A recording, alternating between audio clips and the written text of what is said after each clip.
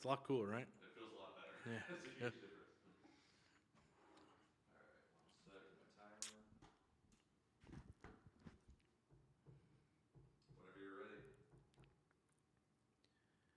ready. Hey, good evening, everyone. This is Robert with world-renowned Mr. Texas Real Estate. This is the Texas Real Estate Radio Network. Thanks for joining us tonight. I appreciate it as always. It's been a while since I've been on. We've been working. I'll give you a quick little update here in this first segment. And then the rest of the show, we want to really talk about some of the things that I just kind of catch every day and I catch myself doing, right? So, and we're going to talk about the language of the poor. And we'll start that in the second segment. So anyway, we've been super busy. We're wrapping up 2 syndications, getting ready to start another. Just got the Baytown syndication moving. That's happy. Got contractors lined up, so we should be in a really good shape come fall. I'm hoping we're moving to. If it'll be perfect if we're moving into interiors as the weather gets bad. So I got to get the roof, the foundation, some of the exterior stuff done before we start hitting the wet season and the cold season. So that would be great if we can get those things moving. That's our plan. And then basically have these things ready to lease in March or April, which would be perfect. And we'll see what the rental market looks like in 9 months from now. And so, just super busy. What else we have going? We sold the in-loop syndication, so both of those apartments are under contract. We'll do very well there. Our investors will do very well. Once we officially close and dispense all the funds, we'll come on and do a little case study to show you our numbers. Our numbers are really, really good. Again, the niche that we have, the thing that we can always seem to be better at than most is we take a hunk of junk and really can revitalize it, right? Can really put the energy in there and take that C-D property and make it up to a B or a B-, right? And we can do that consistently. We can buy these things, and based on the price of going in and our internal construction costs, we're picking up small apartments, if this makes any sense to you, at between a 7 and 9 cap. And then we're able to revitalize it, get it stabilized, and refi it out at a 5.5. So that difference becomes very, very, very good for us. It's just one of the strengths that we have, right? So we're going to be trying some other things, and we're not afraid to try new things. We're going to have some fun doing some things, but our strength right now really is that small apartment space, even going all the way back to the single family. What else? Oh, God, the mastermind is getting packed. We had, what was it? Mastermind suites and networking treats, something like that. So basically we try and, we do a lot of education. We do a lot of like, hey, action. We don't do a lot of just really simple networking. And so last night we had about 30 people in the room, and we told people to bring your favorite dessert or one you make, and some people bought some, which was fine, and some people made some, which was fine. I supplied the beer and the cordials, so I don't know if you had the Godiva chocolate liqueur. That was actually it's a pretty nice little fun little drink, and a whole bunch of little drinks, and we just kind of hung out, and then we did some little interacting, and it was good. And we found out, like always, about 20 to 25% of our group is in the energy business. Another 25% of our group are entrepreneurs. They have their own business. And then the rest is spread out with maybe retirees and medical and some other fields, right? But it's always predominantly entrepreneurs, energy, and then from there it's medical, and then some other professionals. But it was good to see everyone in there. And again, we have a new guy in our staff, Omar, and he said, that was great. It was good. I was like, yeah, do you understand the net worth of that room was over $100 million? He's like, what? I'm like, yeah, they were all millionaires coming to eat brownies and fudge and drink, beer and liqueurs and have fun. This is what they're doing, right? Because they don't really have an outlet anywhere else. And so we really started applying that to our mastermind because, when you hit a certain level, it's kind of hard to find people that are interested in the same thing you are. And we'll talk again more about that at the end of this, at the beginning of the second segment. So that was fun. We did that. We have a little bit of money open in our fund. Not left. I think we have about 100 left in the Texas Real Estate Appreciation Fund. So we did some raising there. Baytown, I can't advertise. I can't tell you how much, but that should be done, wrapped up 100%. And then we're starting a tiny little syndication. I can't mention that 'cause it's syndication. What else we got? Oh, we're probably starting a second fund. We're looking at commercial space. And we've got some inside tracks and some off-market properties. And we'll probably do another fund for commercial space. And we'll do a preferred interest return after 1 year. And then we'll do a waterfall at the end, an equity split. So keep an eye out for that one as well.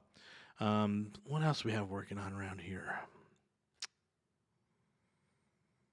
We're hiring some new people, construction. Oh, we're full steam ahead now in Corpus Christi. So that has been, man, when we talk about our investor updates, we go through this slide. We say, hey, we want to remind you everything that happened from March of 2020 until today.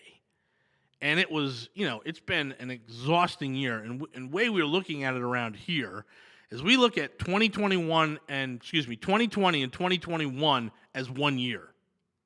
Just one long, continuous slugfest, right? Just slugging it and just sloshing, and it's not good, right? So we just have that. We look at it like that whole 20 and 21, just one big year. And a lot of pain, it was tough to be an entrepreneur, tough to run a business and keep people. We didn't lay anyone off. We're very proud of that. We kept everyone around. We didn't not pay any of our investors. Everyone got paid. Sometimes it was a little late, but, we went through a lot. And we did everything we were supposed to do. And now we're on the outside of that where, we're 9 months removed from that 2 year, that was 1 year deal. And it's looking good. And it should be, right? And the market's recovered and it's going crazy. And now we're dealing with inflation and a whole bunch of other stuff. But we have a plan. And so one of the things we started looking at was commercial, triple net lease stuff that we don't really have to touch a lot. So we're started getting excited about that. We're looking to put some money together. So that should be fun. But we talk all about this stuff. Go to our website, mrtxre.com. MR is in Mr., TX is in Texas, RE is in realestate.com, and go to the event page. And we just have a ton of events, right? So we're going to be adding an event in probably September called Commercial Real Estate Basics for folks that want to move out of the residential space and get into offices and light industrial and warehouse spaces and really focusing on that. What are real cap rates? How the financing world works? Kind of just like we do with small apartments. So that should be fun. And, all those folks are welcome to come in. We have a good mastermind set up where we're starting to move folks in there too. So it's all good. Go to mrtxre.com. MR is in Mr. TX is in Texas. RE is in realestate.com. Check out our event page. There is absolutely something for you if you're interested in real estate. We'd love to see you here in the building. Hang tight. We'll be back.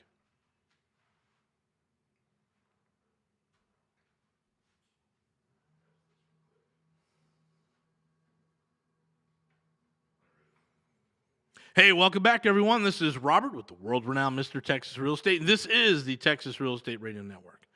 So we had a big event last night, and it was fun, and it was networking, and it was great, and it was a lot of people all kind of doing the same thing, and some people are a little ahead of each other, some people are a little behind, some people are way, way ahead, right? So we had a really good mix in the room. And like I said, maybe about a third of the room came from the oil and gas or electric business, and then another 25% of that was maybe entrepreneurs, people own their own business. And then the rest are really, highly paid professionals and doing very well. And a couple folks that are completely retired. So they're doing excellent. Life is good for those guys. And, it's important that we get together as a group, the 30 or 30 plus people that were there, a third of our mastermind were there, because not a lot of people that we'll interact with on a social level are thinking the same way we're thinking, are talking about the same things we're talking about, or even have the same interest, right? And so we hear, the little red flags that pop up in a conversation. And one of my early books into the entrepreneurial world, I read the Little Red Book of Selling by Jeffrey Gitomer, and it's a good book. It's a fun book. But one of his things was, hey man, always have your antennas up. Like put your antennas up and always be listening to the room and finding the stuff that's going on, the interesting conversations, like how to work the room, how to do it. And that has become second nature to me now after 15 years of learning to be a networking professional here. And I'm very, very in tune to that stuff when I hear it from others. Oh, man, my stocks and Bitcoin, everything's down. It's crushed. I can't believe it. Da, da, da, da. And we're like, yeah, well, real estate's up 20%. So we look at folks and we're like, hey, guys, we talked about this, talking about it for 5 years now, right? And Jason's 7 in this market, and me and going all the way back to California, 10, 12 years talking about this stuff. And we talk about real estate as that hedge, right? Making sure that you have some sort of real estate. Now, I have stocks, individual stocks. I also have ETFs that I do. They're dividend ETFs that constantly roll the money back in, so we're happy on that. Life insurance and a couple other little things. I got royalties on one company. I've got a nice little blend here. Most of it is my big bucket is obviously real estate, and because that's what I know. But we have a lot of folks that come to us, and it's the, oh my God, if I wanted to retire today, I'd be down 50% of my portfolio. I'm like, yeah. Should I pull it out? And I'm like, no. It's like, but you're doing well in real estate. Yeah, but you never pull out in the down. Right? That's not the time to sell. In fact, I'm trying to move cash around to buy in. I'm like, oh my God, I got to buy some stocks that are on sale right now. And you see the whole trend every time there's a dip in the S&P 500 or the Dow, how long it takes people to recover who pull their money out versus how well people do who put money in, right? So I'm not teaching you stocks here, long-term planning. But you could hear the fear. That's what they're saying. Right, it's like, oh my God, my portfolio is down 50%. I was like, oh my God, you have cash? Put it in. Go buy more. And they're looking at me like, why would I buy more? It's down. It's going down. I'm like, well, what do you mean? Why wouldn't you buy it? This is the time to buy. It's on sale. No. I'm like, okay, that's fine. I get it. Basic Warren Buffett 101, right? You buy when everyone else is selling and you sell when everyone else is buying. It's no secret. It's basic economics all the way back, right? It's basic 101 forever. And people just simply don't grasp that, right? And so what happens is they've got this fear thing going on in their head. And I understand it. Like we were having our event tonight.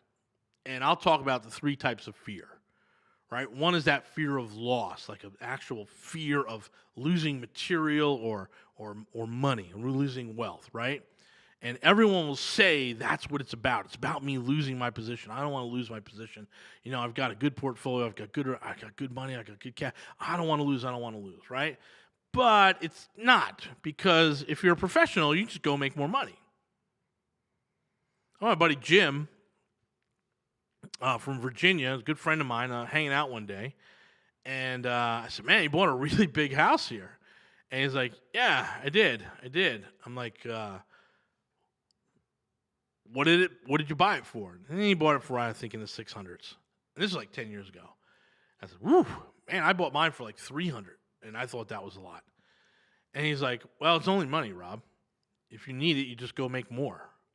And I was like, yes, of course. You're absolutely 100% right. Yeah. If he's worried about his mortgage payment, Jim's the type of guy who'll just go make more money. Jim clearly is not using the language of the poor. He understands. Hey, I just go make more money. It's really that simple. Oh, got it. And obviously, if you don't know how to do it, it's not that simple, but that's the core belief. And so when you hear people talking about the losses, and they're freaked out, and the Bitcoin and all that other stuff, I'm like, wow. Man, if the thing goes up 30% in 2 years, then there's a real good option that it might come down, right? When you're looking at this stuff that is risky, that is graded high risky, that is not even traded, the government doesn't even recognize some of this stuff, and you're into this because you've seen it on TV and you want to get rich quick, that's a problem. So that number one language of the poor thing that I hear is to get rich quick. I hear it all the time.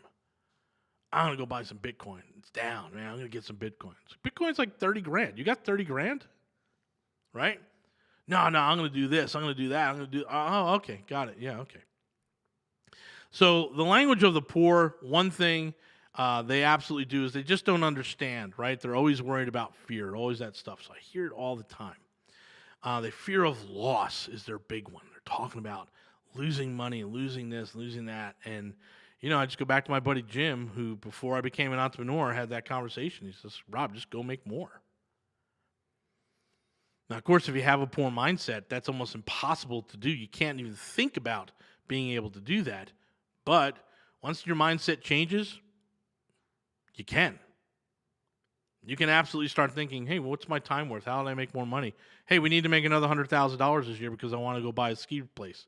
Okay, let's go do this, this, and this. That's how wealthy people talk. And that's how that room was talking last night. Most of the room. And so beware. Just be really, really aware. There's a lot of books that help you understand as you're moving through your financial world. But really, if you're constantly dictated by fear and that fear of losing what you have, that's the language of the poor. And we want to avoid that. Hey, this is Robert with the world-renowned Mr. Texas Real Estate. This is the Texas Real Estate Radio Network. Make sure you go to our website, mrtxre.com. Check it out. Remember, every month we do complete real estate investing. It's a big 3-day event. You can get there at, okay, now we're clever. I'm going to show you, mrtxrei.com. mrtxrei to sign up for the 3-day event. We'd love to have you there. It's a whopping $97. We'll see you there.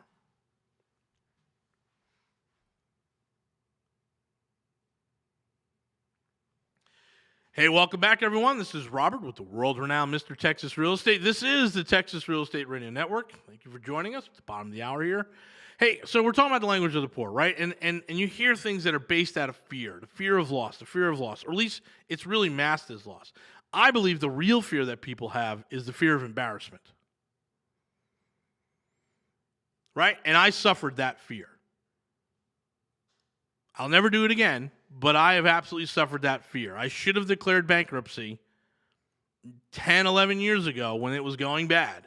I should have took the loss in a BK, but I would have been embarrassed if I went BK. A decade later, the high-level folks that I'm talking with, the successful level I'm talking with, have all gone through some sort of BK or restructuring. Multiple times. Like, hey, man, this is business. Sometimes it doesn't work out. And if it doesn't work out, we've got to restructure it and we got to look for some protection. And so my poor thinking, poor as economically poor, said I can't go bankrupt or people will never trust me again. Well, that's not the case. There's tons of people out there who want BK. But really, that's a fear of embarrassment.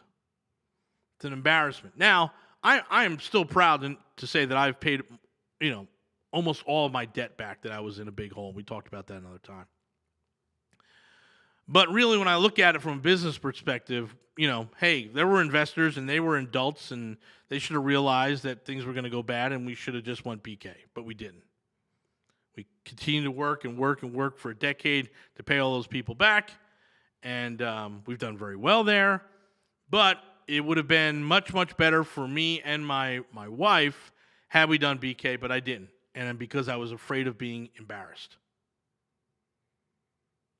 That was at the, when I look and I think internally and look at that and analyze it, that was it. It wasn't loss. There was nothing else to lose. In fact, I would have made money if I went BK. I would have protected more of my assets. Instead, I was embarrassed. And so I hear that from a lot of folks too, and I'm suffering it, and it was suffering. It was 8 years of suffering. I hear it when I talk to people. I don't want to do that. It's like, hey man, you're in a hole. You've got to get out of that hole. Do you think doing the same thing you've been doing for the last 18 months is going to get you out of that hole, or you got to try something different? Yeah, I know, but okay, I hear it all the time. The people I talk to, they come to me. How did you get out of the hole? I did it the stupid way, the hard way. That's why when people join our mastermind, I'm like, hey, you got to have a 6-figure salary, 740 FICO, and you got to have cash to deploy. If you don't have that, do not join the mastermind. It's too hard.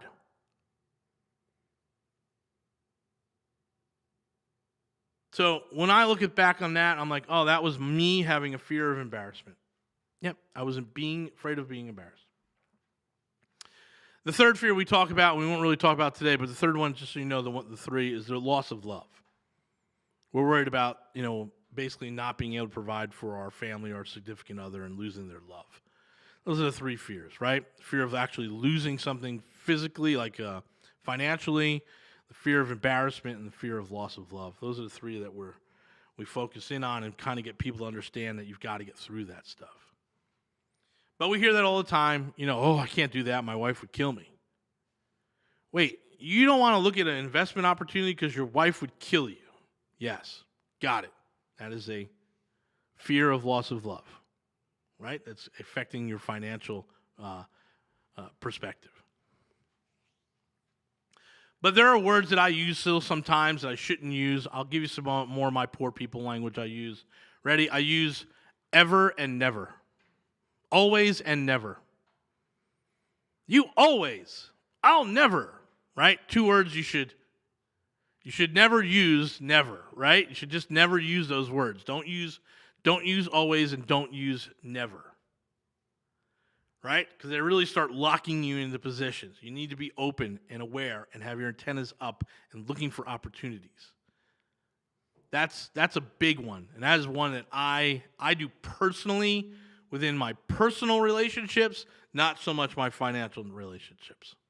Not so much my business perspective. But I still catch myself saying always, you always, or you never, and I shouldn't.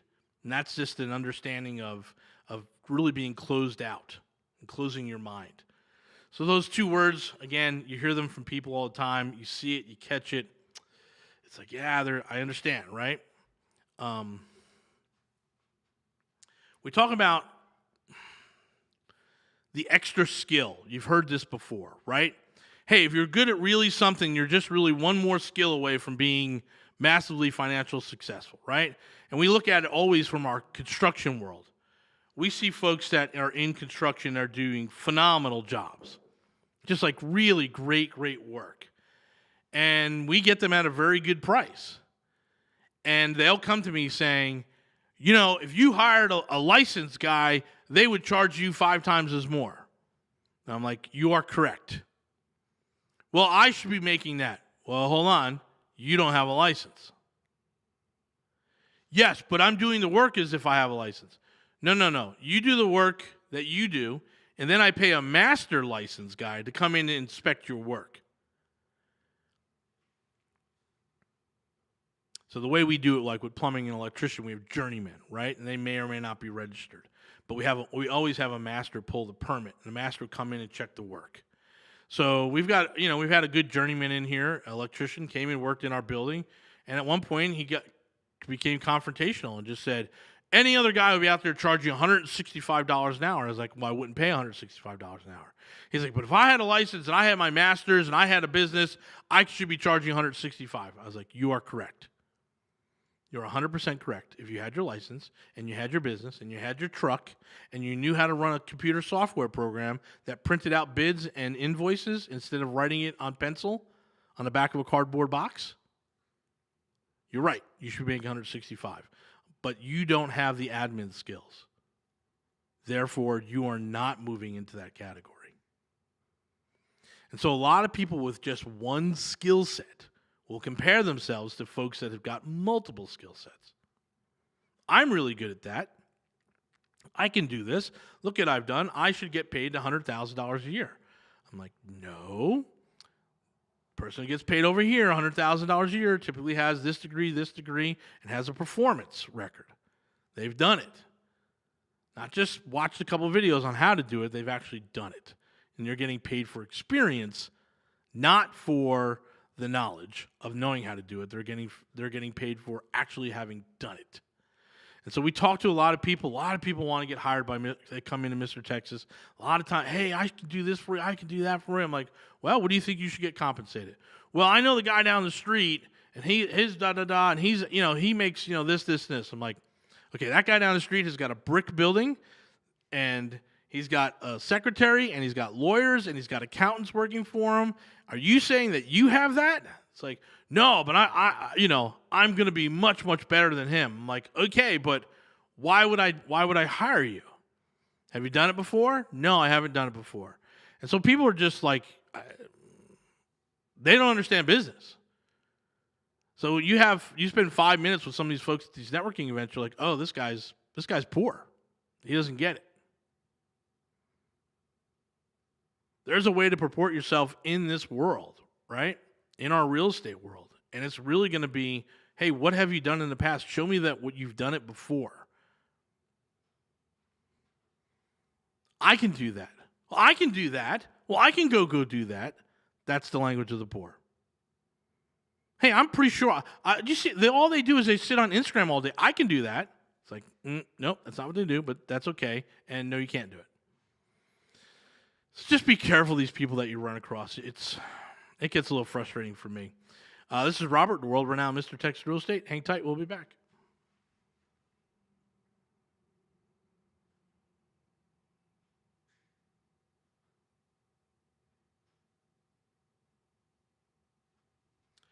Hey, welcome back, everyone. This is Robert with the world-renowned Mr. Texas Real Estate. We're talking about the language of the poor, the things we hear all the time, and we're networking. We're trying to sift and sort through a big room. We go through the fears, and we identify fear very, very quickly. Fear of loss, like actually financial loss. Fear of embarrassment. I've suffered that. And then, fear of loss of love. I don't suffer that. I love my wife, and she loves me, right? So we're good there. And then we hear just those words like always and never. Or the thought that, hey, I can do what you do. That happens a lot in real estate, right? Well, I can just do what that guy does. I hear it all the time. Like, I've been on stage in real estate now for a decade. And I know the whole emotional tricks and the emotional roller coaster that people put on and the 2 claps and all that nonsense. I've done all that. I don't do it anymore. I'm really just, at this point, I'm too tired. It's like, hey, it's too much energy to try and do that stuff. Let me just tell you how it is, and if you want to join, you join. But we get a lot of people that are like, hey, I want to be a guru. I want to teach people. I'm like, okay, well, what have you done? What have you done? Well, I haven't really done anything, but, I see how these guys do it. I certainly can do it. Well, hold on a second. Yeah, I'm going to be a real estate guru, right? I can do what you do, Robert. Okay, but I've done 500 homes at this point. Hundreds of millions of dollars in transactions. What have you done? Well, I can motivate people. Well, that's nothing. That's 2% of the whole deal. You actually got to deliver on wisdom and experience and being able to protect these people. So we see that all the time too. I can do that. Oh, I can do that. And then they go out and they try it and they fail miserably, and it just adds to the cesspool that is real estate investing education. The last thing is, the risk avoidance. That's the thing. The risk avoidance. And a little bit of woe is me, right? But the risk avoidance stuff, it's like, hey, I want to make, $300,000 a year, and I don't want to have to go to work. Okay.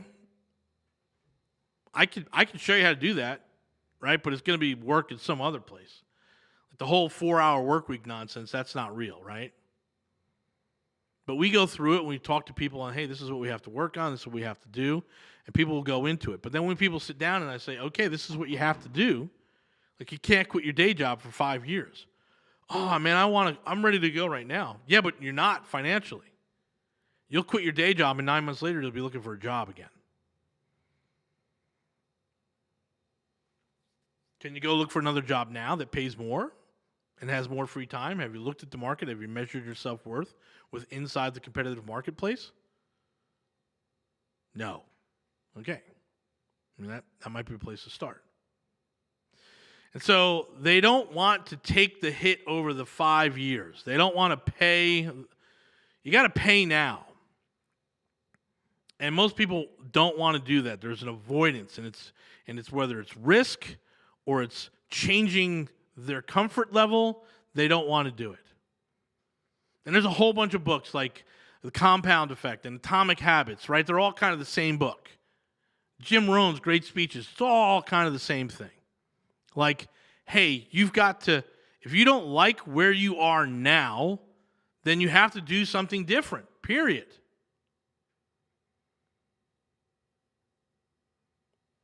Again, probably 100 books on this.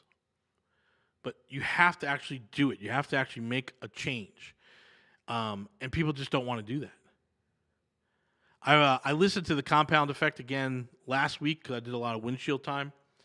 And I said, you know what I'm going to do this week? I'm just going to do one extra thing every day at work. When I'm getting ready to get up and leave, I'm going to sit my butt back down. And I'm going to do one more thing. Whether it's go through the top 10 emails, put a scope together, write an email back to someone, call an investor, call someone, call in the mastermind, do whatever I have to do, answer some questions. I'm going to do one extra thing. And the people that actually do that one extra thing and do it consistently, you can pull them out of the crowd immediately. The people who don't are the same people that show up to the real estate events over and over and over, and woe is me, woe is me, woe is me. I really want to be a real estate event. I really want to be rich, Robert. I want to be wealthy. Great. Go listen to all those motivational videos where they talk about getting your butt kicked, getting punched in the face and punched in the stomach every single day by life. Well, I don't want to do that. Well, then you don't want to be wealthy. I'm going to say when I'm into and I don't even like going to these rooms anymore. I really don't. When I'm just in a raw room, a raw REI room, and I'm going back to up to New York City, so I may go catch one of those events. I'm definitely going to LA. I'll be back in those rooms. People will come up, and 70% of the people just, what they're really saying to me is, I want to hit the lottery. Rob, I want to hit the lottery. I want to pay $1 and make $5 million. That's what I'm looking for. I don't have to work for it and do anything. I want to hit the lottery. So that language of the poor always is the lottery mentality. I want to hit the lottery. No, doesn't work. Way big odds. You know, the joke was, and I think we did it, one of the experiments we did back in college, if you were paying $20 a week in lottery tickets, and if you just instead invested that and let it compound interest roll and roll and roll and roll, by the time you're 65, you'll hit the lottery. You'll have your $1 million. But people don't want to wait. They don't understand the value of time. How time will compound effects. Time will create appreciation in your life. Poor people want it now. They have a lottery mentality. And when you talk to people in the room, yeah, I'm ready to go, man. I'm ready to go. Great. It's going to be 5 to 7 years. And you're going to take big-ass hits, and you're going to get your head kicked in, and it's going to suck sometimes. Oh, no. Robert, if you buy right, I love this. I love people come up to me and tell me, if you buy right, Robert, you'll never lose money. That is correct. Technically, that is correct. But those people typically only have 1 or 2 properties. They're not getting their $1 million. They come to a class that I'm teaching and tell me that you have to buy right, Robert. Well, why are you in my class? Why haven't you bought right for 50 properties? You wouldn't need me. You wouldn't need to be here on a Thursday night in a room that the air conditioning barely works. It's better now, right? It was better last night. We got a guy out here who fixed it. So, again, I listen to them all the time, and it's like, hey, the folks that I want around me, the folks that I want to attract to me, understand it's a 5-year run, and there's going to be challenges, and we've got to get in and get dirty and do the work. And typically, those are people who are wealthy and understand it. The people who don't want to do that are typically poor. This is Robert, world-renowned Mr. Texas Real Estate. Check out our website, mrtxrei.com. Go to our 3-day event. All good. Quick little break here, and we come back. We'll do some advertisements, and then we're going to be done for the night. All right, guys, thanks for joining me. We'll be back tomorrow night.